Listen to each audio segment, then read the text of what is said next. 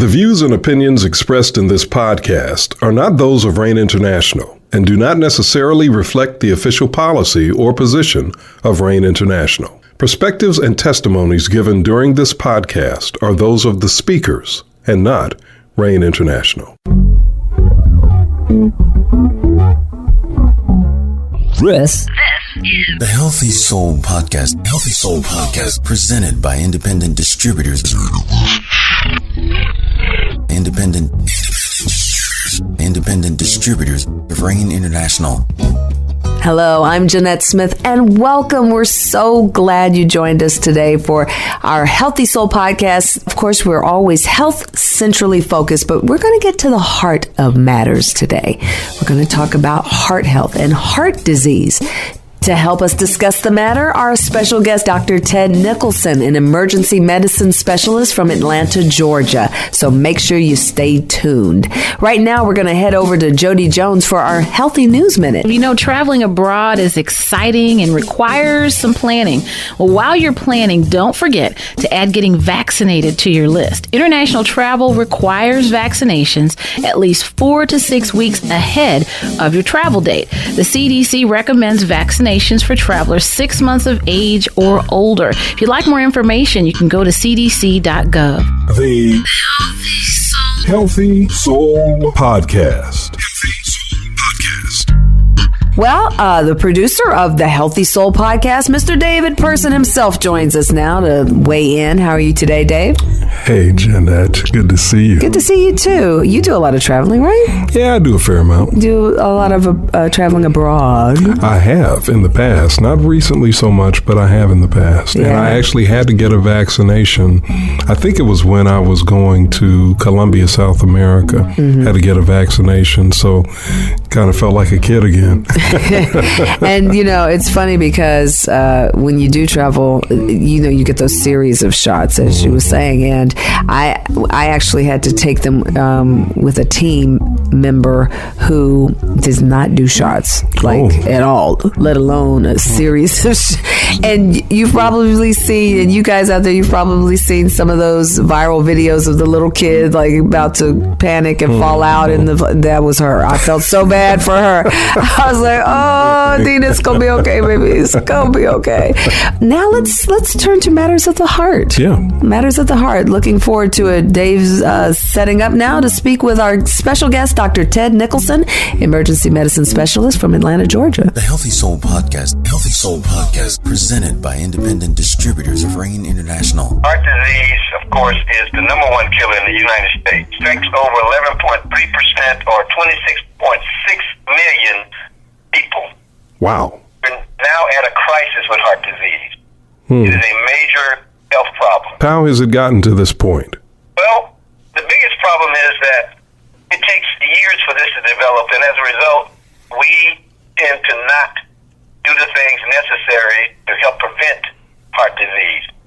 Because it's not something like an accident where it happens immediately. It happens over years.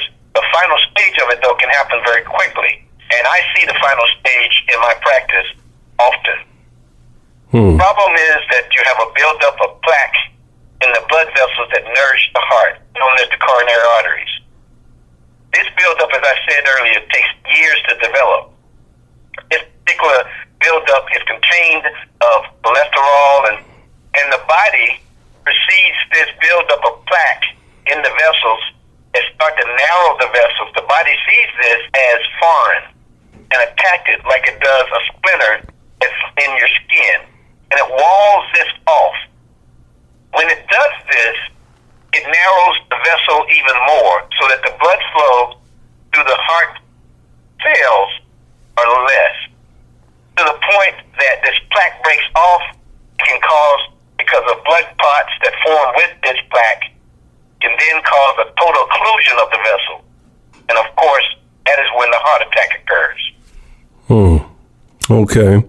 The buildup of plaque is caused by what? Fatty acids and cholesterol, the bad cholesterol, the LDL we call it. This is something, of course, that comes from what we eat. The reason is because of the fact that we don't eat the proper types of fats. This then is broken down in the body and it builds up in our arteries. Not only the coronary arteries, of course, it builds up in all our arteries, but today we're talking about what happens when it builds up in the coronary arteries, those that nourish the heart cells. So, Dr. Nicholson, what I'm hearing you say, and I want to make sure that I'm very direct in this because I don't want people to miss it. What I'm hearing you say is that heart disease, the number one killer of human beings in our nation, the number one disease that affects, over, I think you said 28 million people in our nation. 26.6 million. 26.6 million people in our nation is a preventable disease. Is that what I'm hearing you say? That is correct. It is definitely a preventable disease. And not only that, which is the best thing, is that once you get this, it actually can be removed. So you can actually eat properly and do things properly that can change the course of your coronary diseases such that you don't have the plaque building up and it can decrease its buildup. Okay, so I'm hearing you say it is preventable and reversible. That is correct. Definitely correct. Okay, but before we get into how it can be prevented or how it can be reversed, we do need to deal with one other thing that's sort of the elephant in the room for a lot of people, and that is whether or not it can also be a hereditary condition. Well, let me talk about risk factors, because that's what you're bringing up when you say that. There are 3 categories of risk factors. Before we go to the hereditary, let me talk about the conditions as one of the risk factors. Okay. There are 3 big conditions that contribute to heart disease. 1 is high blood pressure. 2 is diabetes. 3 is high cholesterol, especially the LDL cholesterol, which is bad cholesterol. Then you go to another category of risk factors, that of behavior. What that is what we do. What we do to enhance or to make worse coronary disease. Tobacco use, smoking. Not only smoking, but people who chew tobacco, dip tobacco, people who smoke cigars, pipes. All these forms of tobacco can and does contribute to heart disease. Our diet, we mentioned that earlier. We eat things that are high in saturated fats and also that have the wrong type of cholesterol, as well as a lot of high salt diet. Another behavior problem that we have is our physical inactivity. We don't exercise enough. We don't walk enough. In this modern day, you can get in a car, drive right up almost to the place where you need to go. You walk in, you walk out, you're back in the car, and you go where you need to go. All right. We don't utilize our ability to exercise in our everyday life.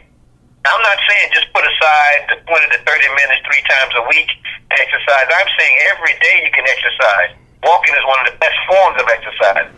Another behavior problem that we have is obesity. We are overweight. This taxes the heart and the vessels tremendously. And that's something we can do something about. And another one is that of alcohol. Alcohol contributes greatly to the destruction of heart vessels, and in turn helps to build up plaque, and in turn helps to have coronary artery disease. The last of these risk factors, the one that you mentioned earlier, that of heredity, plays an important part, of course. But that's something we can't do anything about. That's what your mother and father gave you.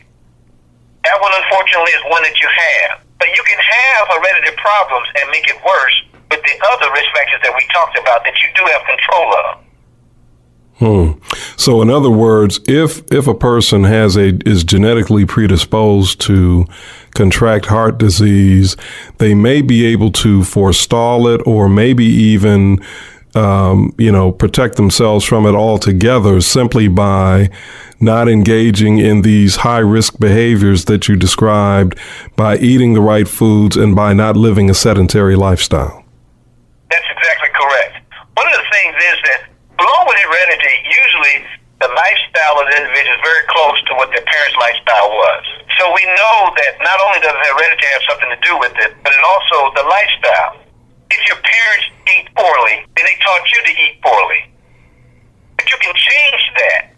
You may have the genes, but you can change what the effect of what you eat and what you do have on those genes. The Healthy Soul Podcast. Healthy Soul Podcast. Wow, Dave, great information. Eye-opening and alarming, though. The number one killer, I mean, we've heard that, but when he starts getting into some of the kind of everyday type of things that can lead to that, I hope that folks are listening. Especially, you know, and I hate to seem like I'm beating up on a group of people, but our smokers. Yeah. People don't often make the connection between smoking and heart disease. They think about smoking and cancer. Yeah, lung cancer or something. But smoking and heart disease, and not just smoking tobacco or ingesting tobacco, but he talked about marijuana, and we know marijuana is being legalized, you know, in various places around the country. That's right. The idea that,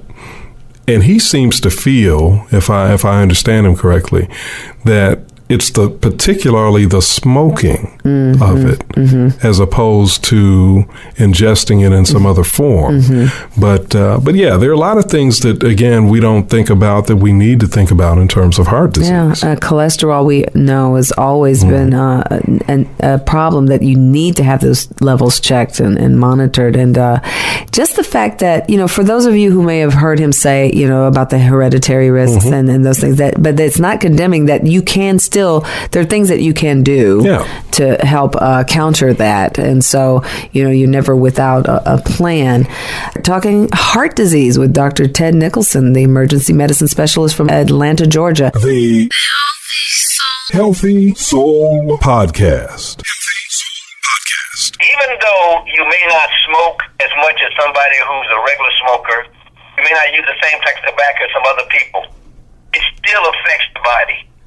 And over time, this effect makes the vessels such that they become inflamed, they narrow, they allow plaque to build up quicker, thus the blood clot forms, and you still end with the same result, that of a heart attack. Okay. So even occasionally engaging in such activity does hurt the body. Okay. The good news is when you stop those types of behavior, it can also reverse, and it can help the body. Okay. But let's go to the second one, alcohol use. You know, there have been reports, and I know you are well aware of this as a physician and as a scientist, that the moderate consumption of red wine is good for the body. Do you dispute that? All right. That is a very interesting thing, because when that study came out, I remember distinctly hearing that, and as myself, I don't drink alcohol at all. A partner of mine who drinks wine occasionally with dinner would always tell me that, you know, you need to do that because that'll help your heart to be healthy. And I remember distinctly telling him that I believe that if alcohol can do that, then grape juice will do the same. And they actually came out with a study shortly after the study about alcohol to say that grape juice does the same thing. And that's why you have on the Welch's grape juice bottle, it says, it's got a little heart on there, it says healthy heart. That's where that comes from. Okay. The same ingredient, of course, that's in alcohol is in grapes, because that's where alcohol comes from. Now, the thing that is not said is that although it may help in that it may help the heart, it hurts other things. What people don't realize is drinking alcohol affects the liver, affects the brain. So you may have some benefits from drinking alcohol as well as the heart's concerned, but you have decreased benefits, or you actually can have harm to other organ systems. Grape juice helps the heart and other organ systems. So when individuals say, well, you know, drink a little wine with dinner, etc., I'm helping my heart, you can't dispute that because of the fact that the same thing that is in grape juice is also in alcohol, which also helps the heart. However, you can say that it may harm other areas, even though it may be helping the heart. What is your position on the effects that marijuana use could have on the heart? You talk about marijuana, but there's several ways that people use marijuana. If you smoke marijuana, of course, it can be very deleterious to the heart vessels, just like smoking cigarettes can. However, there are other uses that they have. They have oils that they use, you can consume it as far as ingest it, etc. Now, marijuana is a drug. That's what we need to understand. It is a drug.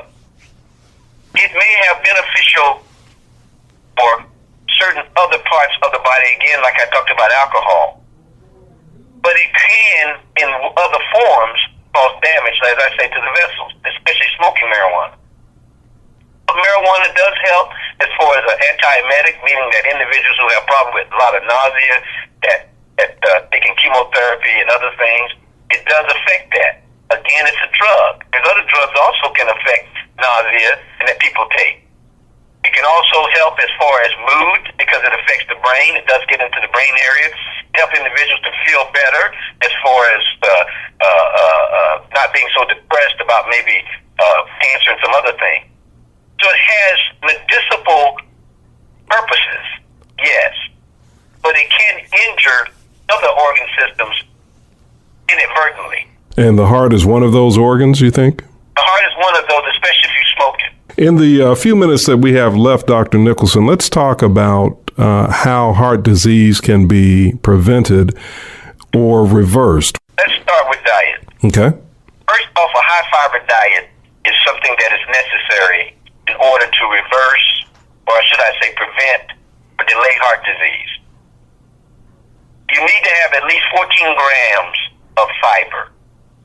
You can get this through oat bran, oatmeal, whole grain breads and cereals, dried beans, peas, fruits, and vegetables.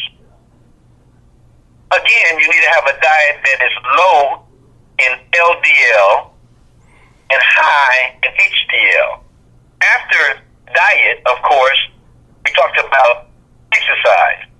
But you need to do something that you can do on a regular basis, something that you can continue for the rest of your life. One of the best exercises you can do, of course, is walking. And the more you walk, the type of terrain you walk, walking uphill, of course, is better than just on flat ground. But walking is an important exercise that we all can do, and that can help us as far as to invigorate the heart, help the vessels so that the vessels are not as stiff, bring the laxity back to them as well. Of course, with exercise, that helps. Another problem that we have is obesity. Mm-hmm. If you're taking the proper nutrition, doing exercise, it decreases your chance of being obese. And we know obesity is one of the big problems that we can have when it comes to heart disease. And not only heart disease, but other diseases as well. Correct me if I'm wrong, but there is a direct correlation between obesity and heart disease, right? You are correct. There is a direct correlation. That's one of the risk factors you remember I talked about earlier. Mm-hmm. And the reason is, when you think about it, it becomes very simple as to why this is a problem. It becomes a problem because a lot of times when you are obese, it's harder for you to exercise.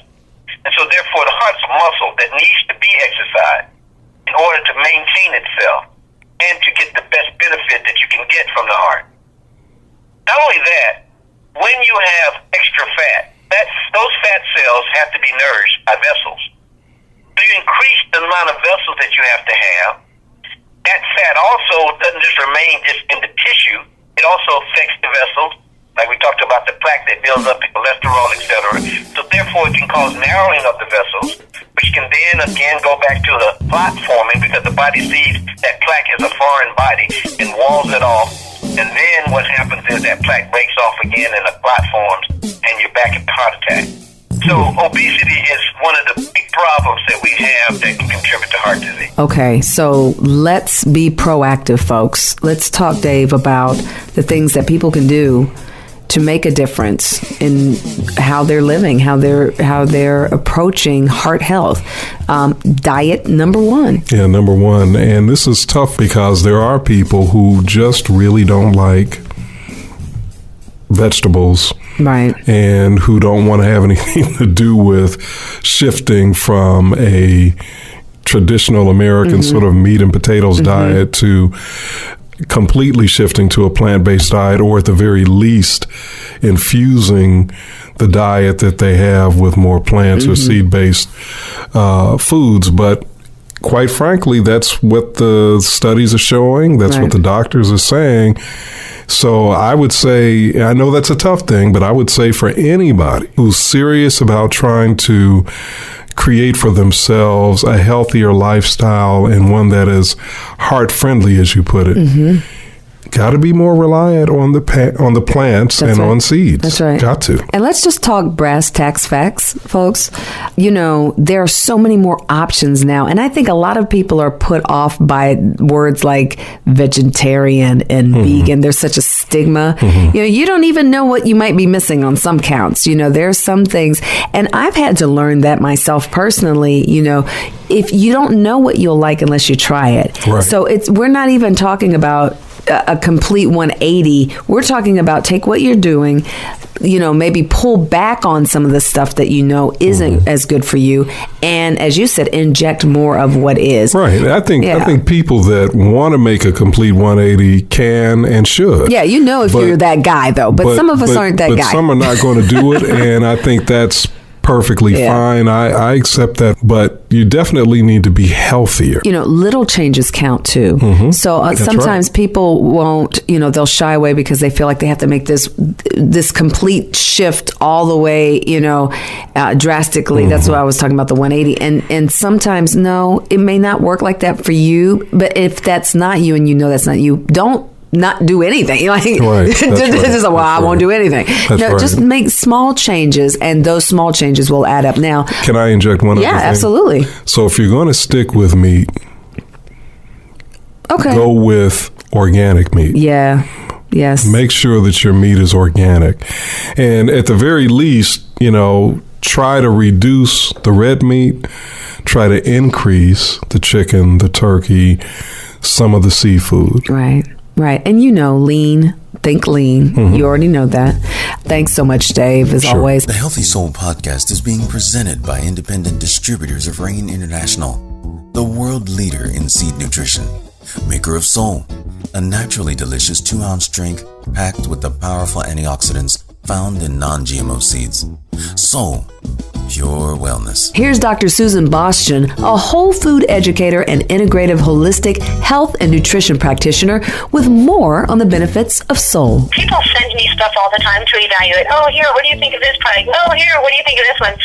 And I do, that happens a lot to me. And when this one came across my desk, when my friend Nick gave it to me, this was the first one. And I was like, oh, it's great. It's vegan certified. It's gluten-free. Oh, and they don't use anything genetically modified. It's GMO-free. No, wait. This is worth looking into. After about 2 or 3 months, I actually started carrying the product in my practice and introducing other people to Soul as well.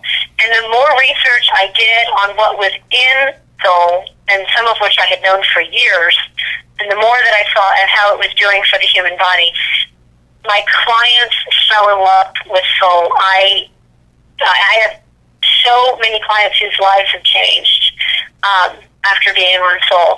I have some who have gone off their pain meds. I have some type 2 diabetes patients who have decreased their medication significantly.